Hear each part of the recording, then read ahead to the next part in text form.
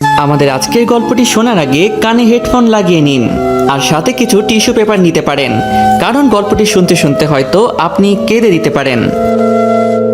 Hello, হ্যাঁ বল। কি করছিস? শুয়ে আছি। দুপুরে খেয়েছিস? না। কেন? টাকা নেই কাছে, আর মেসে মিল নাই। শয়তান, বিকেল হয়ে গেছে, এখনো খাসনি? তাড়াতাড়ি বাইরে আয়। ছেলেটির নাম শুভ আর মেয়েটির নাম নীলা। শুভ জানে না গেলে সুনামি বয়ে যাবে, তাই আসতেছি বলেই রেডি হয়ে বাইরে চলে এলো। একটু পরই দেখলো নীলা প্রাইভেট করে চলে এলো। তারপর শুভকে তুলে রেস্টুরেন্টে নিয়ে গেল। শুভ এক মনে খাচ্ছে আর নীলা মনোযোগ দিয়ে শুভর খাওয়া দেখছে। এভাবে আর কতদিন? কি কতদিন? কি কতদিন বুঝিস না? আমার টাকায় আর কতদিন এভাবে চালাবি বল? আমার একমাত্র বইয়ের বাপের টাকায় খাবো, তো এতে কিপটামির কি আছে? এই কথা বলেই শুভ আবার খাওয়ায় মন দিল আর নীলা রাগটাকে কন্ট্রোল করার চেষ্টা করছে। খাওয়া শেষ হলে বিলটা দিয়ে শুভকে নিয়ে লেকের পাড়ে চলে গেল। চুপচাপ বসে আছে দুজনেই। শুভ, এভাবে আর কতদিন চলবে বল? অন্তত কিছু একটা তো কর। যেদিন আমি থাকবো না, কিভাবে চলবি তুই? দেখ নীলা, বেশি কথা বলবি না তো। তোর মতো একটা লক্ষ্মী বউ থাকতে কি অন্য কিছু করা লাগে?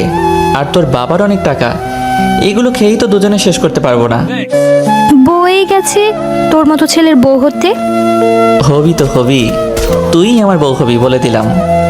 দেখ শুভ, এসব কথা না বলে একটা চাকরির ব্যবস্থা কর, না হলে অন্তত কয়েকটা টিউশনি তো করা যেতেই পারে। এভাবে আমার ভয় করে, আমি না থাকলে তোর কি হবে বল?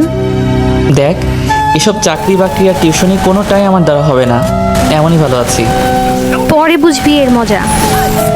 কথাটি বলেই রেগে নীলা উঠে চলে আসছে আর শুভ উঠে পিছু নিল ওর। এই চলে যাবি যা, আমার যাওয়ার ভাড়াটা তো দে। দিতে পারবো না, পারলে হেঁটে যা। ওকে, গেলাম। কথাটি বলেই শুভ হাঁটা শুরু করে আর নীলা গাড়িতে উঠে যায়। কিছুক্ষণ পর নীলার গাড়ি শুভর কাছে এনে কাজটা নামিয়ে 1000 টাকার একটা নোট শুভকে দিয়ে বলল, লিখে রাখিস, পরে শোধ করে দিস। গাড়িটা চলে গেল আর শুভ দাঁড়িয়ে মুচকি মুচকি হাসছে। এই 4টা বছরে শুভ এই দিয়ে 1,25,417 টাকা নিয়েছে। নোটটা না ভাঙিয়ে হাঁটতে হাঁটতে শুভ ম্যাচে চলে আসে। এবার এদের পরিচয়টা দেই। নীলাঞ্জি বড়লোক বাবার একমাত্র মেয়ে, তবে বড়লোক হলেও ওর মতো মেয়ে হয় না। রাগী হলেও মনটা খুব নরম। আর শুভ গ্রামের ছেলে। পরিবার বলতে শুভ নিজেই, মা বাবা সবাই ওই দূর আকাশে থাকে।